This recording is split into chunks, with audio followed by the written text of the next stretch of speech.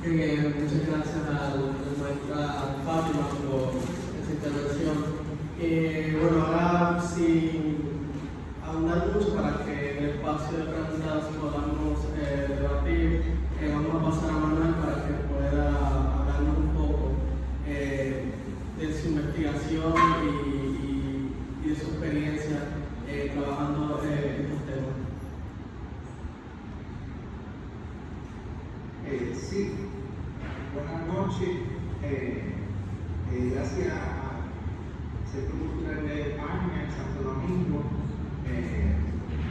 a Violeta, también a la profesora doctora Real y al público presente por esta oportunidad de hablar un poco sobre mi trabajo de la homosexualidad antillana en la época de la conquista. En esto seré más breve porque es un análisis que tiene que ser más hermenéutico, más de qué es lo que escribieron los cronistas y en el tiempo de la conquista, que ya pues cuando es la colonización pues ya hay más documentos, porque ya hay más europeo en el Caribe. Entonces, pues, esta parte que puedo estar hablando, sin más preámbulo, pues, es en general sobre los indígenas. Se pueden circunscribir tanto lo que hoy llamamos como Caribe y lo que hoy llamamos también como Jaén, ¿verdad? ¿Cómo es que ellos mismos se llamaban? Pues, a ciencia cierta, porque pasa irnos a un pasado que a veces se imagina como estático en cuanto a los indígenas. Usualmente pensamos que eran los taínos y ya, o los caribes. Lo vemos muy estático. Y entonces, mientras más el pasado nos vamos y vemos lo que se sabe hoy en cuanto a arqueología, pues hay que imaginarse un Caribe multicultural. ¿Hasta qué nivel? Pues hay que seguir investigando. Si no preámbulo, voy a estar leyendo un poquito y explicando según el esquema que tengo para no salirme de tiempo. Hace más de una década escribí esta tesina, que es la visión de los homosexuales en la antillana en la época de la conquista, con la cual culminé mi bachillerato en estudios iberoamericanos en la Universidad de Puerto Rico en Arecibo. La oportunidad de trabajar en un tema para mi tesis subió de manera accidental. Yo no tenía buena propuesta para mi tesis y no tenía tema, yo estaba preocupado. Yo pensaba, ¿cómo graduar? ¿Cómo quedar aquí, como decimos en Puerto Rico? Me quedé colgado, no puedo graduar nada más de bachillerato, para seguir maestría, después me estanqué. Entonces, pues visité a un amigo mío y le conté mi preocupación.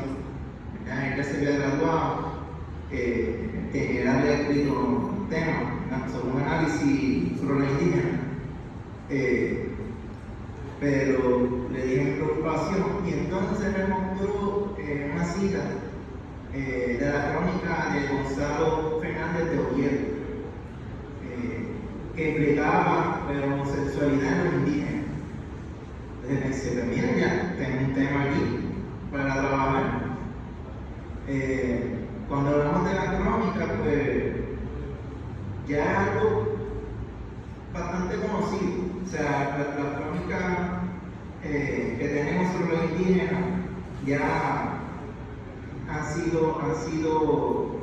transcritas muchas veces, hay muchas ediciones, y también han notado. O sea, que cuando uno encuentra algo un poquito raro, pero como dice mi padre, nadie ha metido caña, ¿verdad? Una caña para que, o sea, nadie se ha preocupado por eso. Pues contra, pues es un tema para meterle mano. Entonces, pues, esto ya fue hace una década, ¿verdad? Con las referencias que yo tenía en aquel tiempo, con mi entendimiento de aquel tiempo, ¿verdad?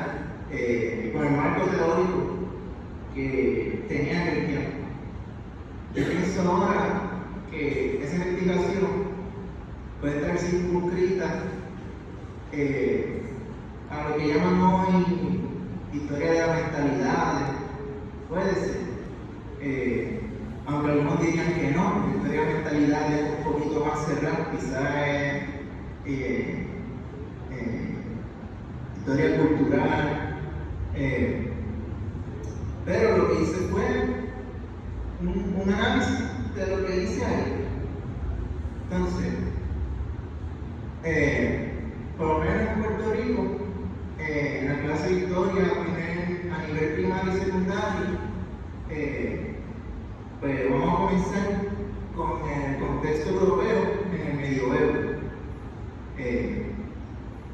En la Europa medieval cristiana, pues tenía una visión bíblica estricta en cuanto a la sexualidad.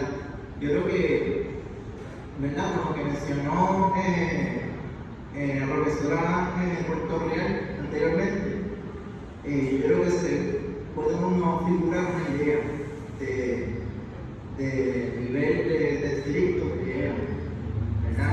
No es como ahora que no hay cierta libertad. Sí que la Inquisición fue un hecho importante en la Alta Edad Media. En esta Inquisición pues, se perseguía aquello que no siguiera los preceptos cristianos. En mi tesis muestro una estadística del castigo impuesto por sodomía. Ahora no vamos a estar ahí, eso ya está escrito, pero según va pasando el tiempo, pues va aumentando estadísticas de que si lo queman o le dan latigazos, más o menos como describió el profesor. La homosexualidad, tal como la conocemos hoy, es un concepto, se entiende que es un concepto de finales del siglo XIX. O sea, la palabra que usamos hoy, que decimos homosexual. En otra época existían conocimientos, vamos a decir, parecidos de relaciones, o sea, para describir relaciones entre hombres y mujeres. Y entonces aquí hay un punto de coincidencia con el profesor, ¿verdad? Que esto se conocía como sodomía o acto nefasto. Entonces, ya como se dijo anteriormente, pues, el concepto de sodomía se refiere esencialmente a relaciones de coito anal. Entonces, aunque parezca obvio, esto tiende a invisibilizar relaciones de vida. Entonces, un acto nefasto es un acto horripilante o abominable. Ambos conceptos vienen del entendimiento que los cristianos tenían de la Biblia, por lo menos en aquel tiempo. Cito primero lo siguiente: si alguno se acostase con varón como con mujer, abominación hicieron, ambos han de ser muertos, sobre ellos será su sangre. Eso es verdad, eso es bien estricto, pero esto cita de Levítico 20:13. Estoy usando una traducción de Reina Valera del 60, pero hay que imaginar que en aquel tiempo la gente, no es como ahora, que uno lee Biblia, la Corán, lo que sea, ahora está disponible. En aquel tiempo quizá había lo que decía ahí, a ciencia cierta de lectura, ¿verdad? El clero, ¿cómo decir?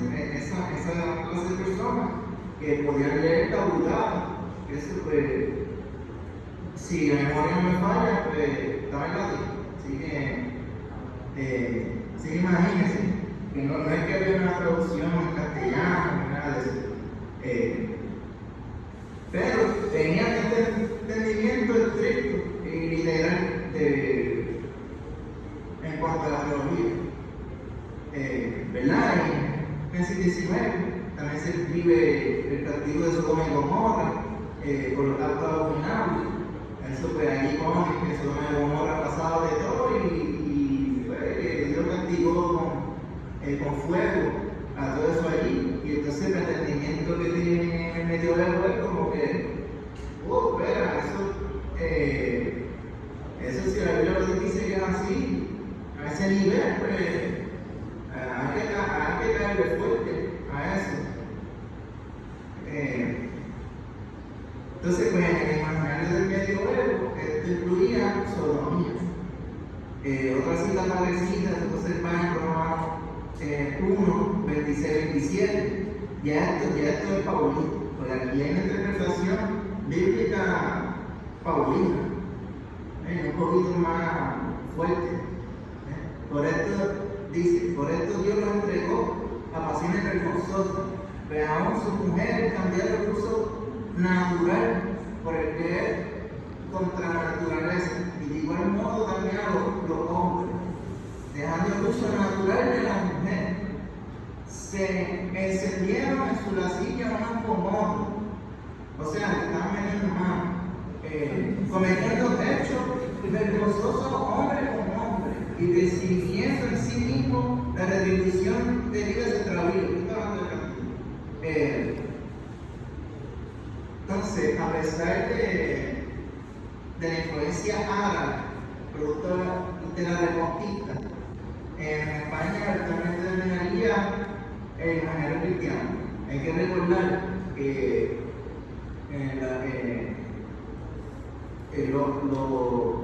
los árabes dominaron, ¿verdad?, lo que es España por varios siglos.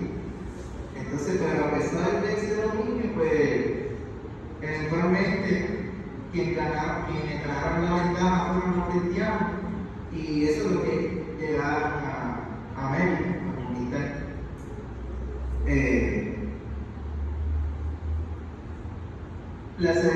¿Verdad? Por lo que pude investigar, la sexualidad indígena era más laxa.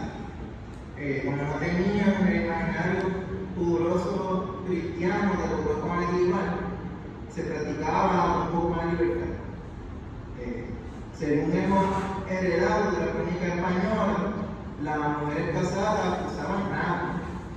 Según Platón, los caribes eran mujeres taínas que vivieron con ella.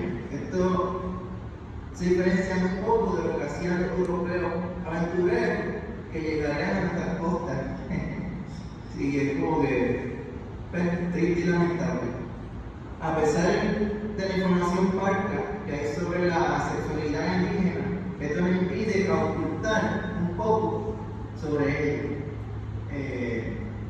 Vamos a ver primero una cita de Gonzalo Fernández de Oviedo, quien viajó al Caribe y América Central. Es un señor, él viajó, entonces eventualmente escribió una crónica de todo lo que vivió. Fue de lo primero que hizo todo el relato de, mira, que los indígenas son así, y sus casas son así, hacen estos ritos. Como usualmente leemos la crónica. De ejemplo también, Bartolomé de las Casas, que otro ejemplo, pero él era, ¿verdad? Bartolomé de las Casas era cristiano, pero también describíamos una vez una cosa. Pues, no es judío, por lo menos la de Oviedo. Entonces vamos directamente a la controversia del asunto con la siguiente cita. Así que lo que he dicho de esta gente en esta isla y las comarcanas es muy público, y aún en la tierra firme, esto es por tierra firme, es por, vamos a decir, donde hoy Panamá, por todo ese río por ahí, y también en los ríos Colombia, donde muchos de estos indios e indias eran sodomitas.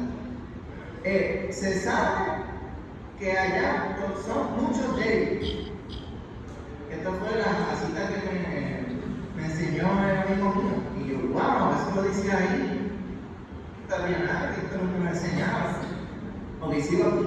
Y ver en qué grado se precian de tal culpa, que, como suelen otra gente, ponerse una joya de oro y de preciosas piedras al cuello, así en algunas partes de esta India traían por doquier un hombre sobre oro, en aquel diabólico en el fondo alto de Sodoma, hecho de oro de relieve. Yo vi uno de estos joyeles del diablo que pesaban 20 pesos de oro, hueco, vaciado en bien labrado, que se colocó en el puerto de Santa Marta, en la costa de Tierra Firme, año de 1514, cuando allí tocó el armado el rey católico. Envió con verdadera tabla su capitán general, el castillo del oro. Cómo se tuvo un montón el oro que allí se robó. Lo llevaron después a fundir ante mí como oficial real de sus fundaciones del oro. Yo lo quebré con un martillo, lo machaqué por mis manos sobre un tazo o yunque en la casa de la fundición en la ciudad de Italia. Ok, le quito ese bochiche porque usualmente cuando se habla sobre estas investigaciones, pues usualmente como que se sabe que hacían los indígenas, si se practicaba homosexualidad indígena, pero aquí vemos una crónica que de hecho yo no tuve que leer un facsímil, o sea, no tuve que usar palografía para leer esto, ya estaba publicado, ya esto había pasado y repasado en publicaciones que uno puede comprar por ahí. Está ahí y no se analiza, no es como si no supiera que eso existe. Comenzar la cita, vemos la opinión que tenía miedo de los indígenas en toda esa área. Y entonces otra cita más también. Así que ve si quien de tales joyas se precia y compone su persona.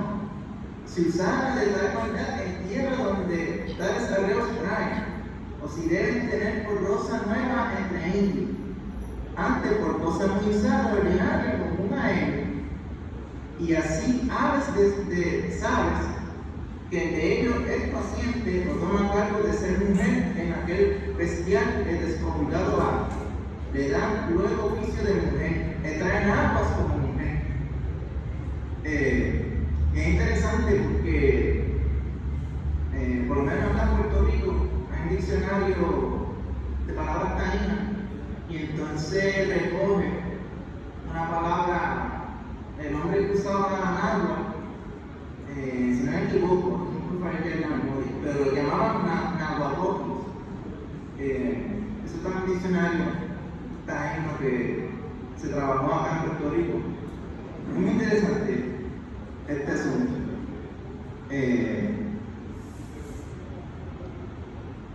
Esta parte de la cita fue la más que me llamó la curiosidad de todo este asunto. La cita que se le diría de punto unificador en este tema y quedaría evidenciado por la conformidad. Se puede decir claramente que Oviedo percibe a la mujer como algo inferior.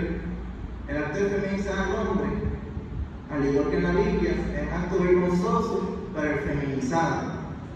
Se puede decir, aunque no con toda seguridad, que los indígenas tenían equidad para personas homosexuales, puesto que los indígenas que usaban náhuatl estaban casados. Y las mujeres eran las que comúnmente utilizaban náhuatl. Aquí, ¿verdad? Ustedes saben que usaban náhuatl. Le dije lo de el caso raro de que un hombre usara náhuatl. Ahora, voy a estar aquí, ¿verdad? Estoy acabando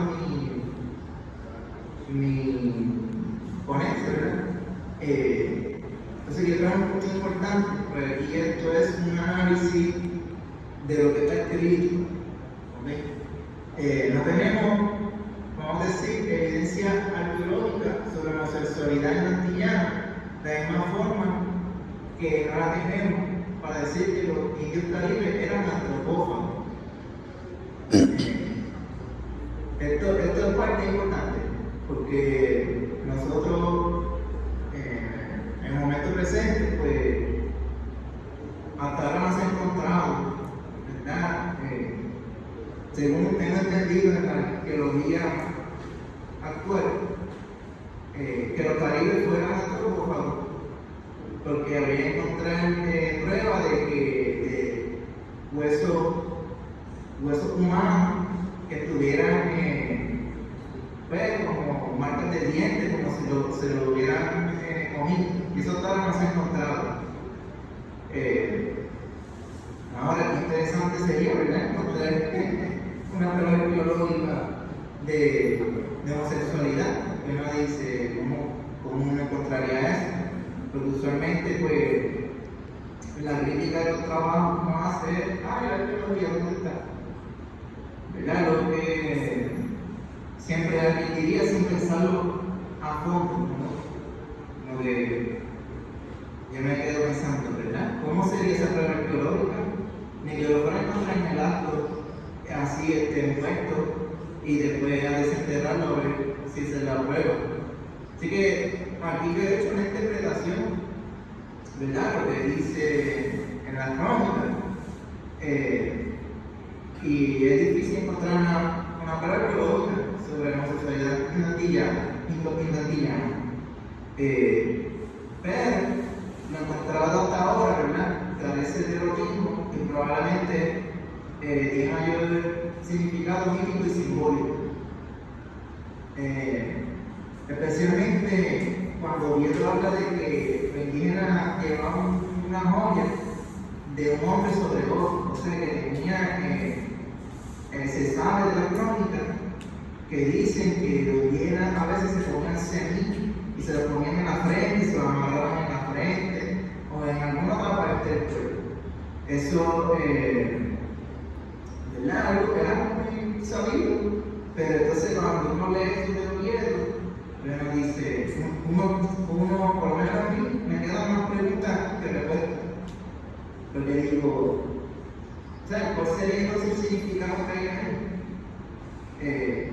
Quizás son preguntas investigativas que no tengan contestación, porque sabemos de los indígenas en el siglo XXI y estamos recogiendo la migaja que quedan en crónica, en el caso de la profesora Puerto Real, que es un trabajo magnífico,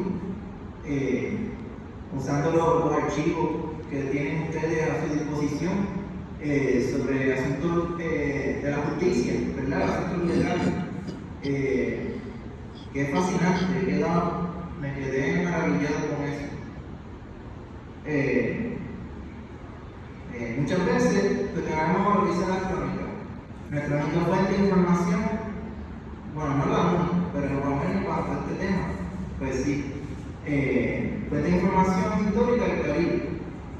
No obstante, vamos a concluir luego de esta breve presentación que los mismos argumentos que sirvieron para decir que los caribes eran caníbales también pudieron servir para causar repugnancia cuando un europeo se hubiese enterado de la homosexualidad antillana. Yo pienso que eso sirvió de catalizador para la conquista. Muchas gracias.